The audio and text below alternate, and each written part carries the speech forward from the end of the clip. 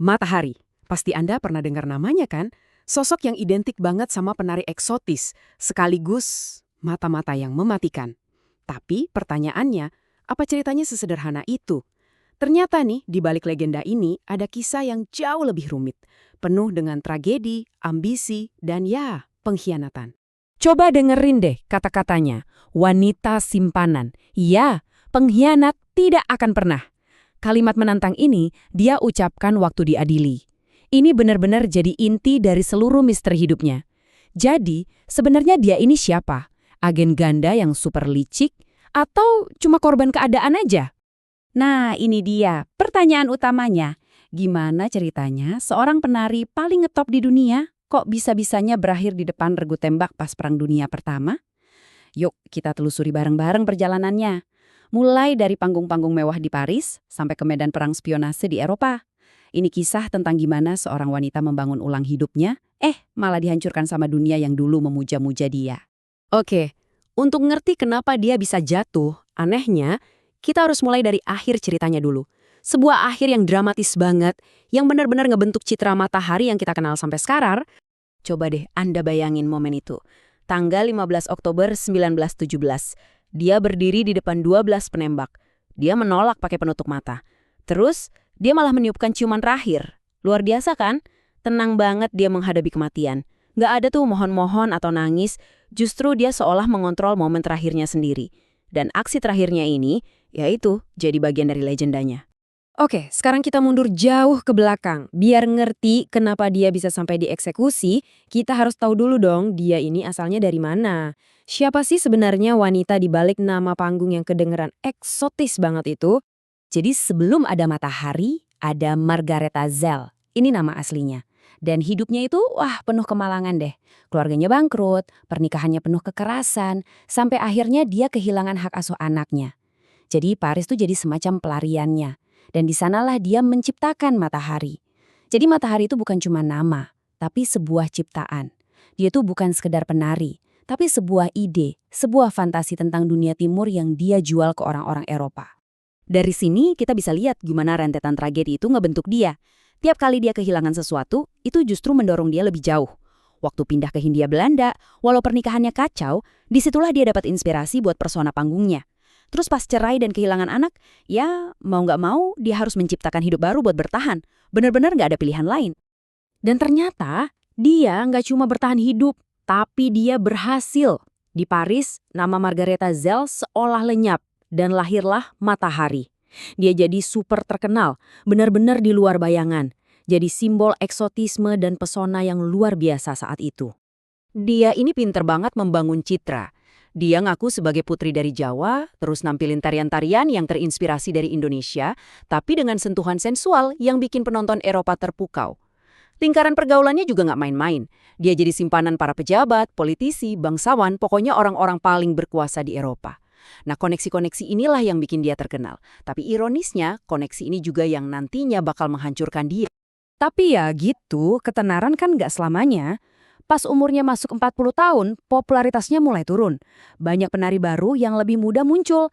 Dan yang paling parah, meletuslah Perang Dunia Pertama. Panggung-panggung jadi sepi, semua hiburan berhenti. Ya udah, sumber penghasilannya langsung hilang gitu aja.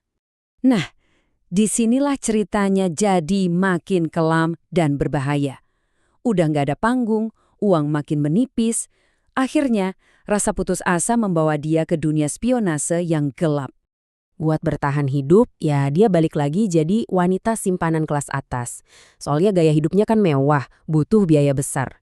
Statusnya sebagai warga negara Belanda yang waktu itu netral dalam perang jadi keuntungan. Dia bisa bebas ke sana kemari nyebrang perbatasan.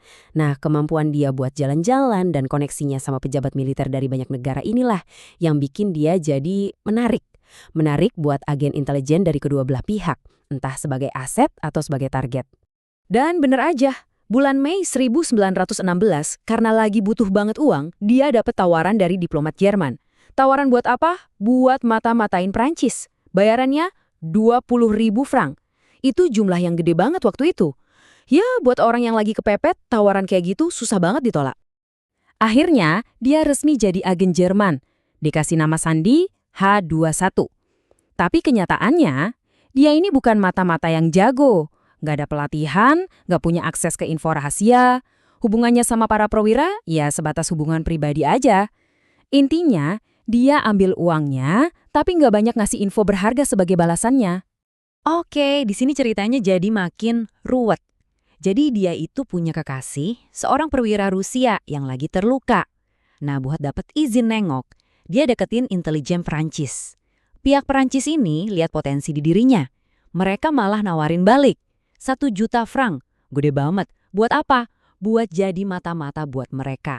Misinya dari Prancis ini nggak main-main, bisa dibilang hampir mustahil. Dia disuruh merayu putra mahkota Jerman buat dapetin informasi. Jadi sekarang posisinya gimana? Dia kerja buat Jerman, sekaligus kerja buat Prancis. Dia jadi agen ganda. Ini kayak jalan di atas seutas tali. Salah sedikit aja, jatuh. Nah, kita sampai di puncaknya sekarang.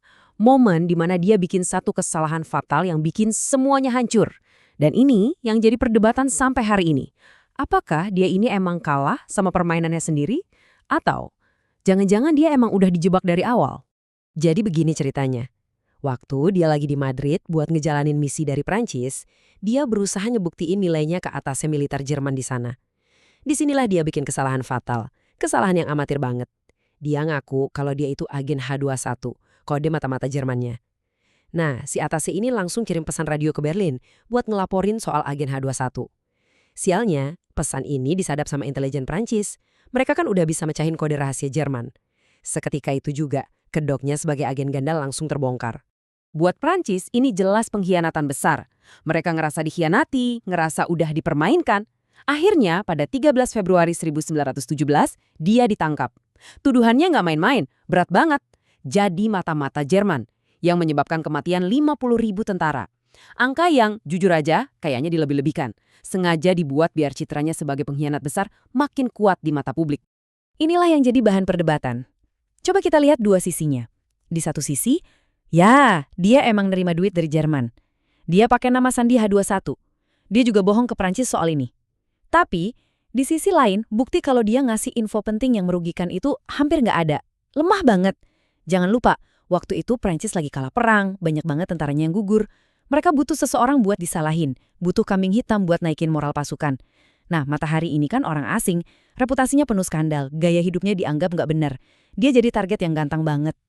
Jadi, kita balik lagi ke pertanyaan awal. Matahari ini sebenarnya siapa? Seorang agen ganda hebat yang akhirnya apes dan bikin kesalahan?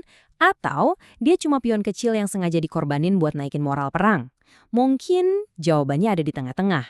Yang jelas, kisahnya jadi pengingat buat kita semua. Gimana perang bisa mengubah segalanya. Mengubah seorang seniman jadi pengkhianat dan seorang wanita biasa jadi legenda.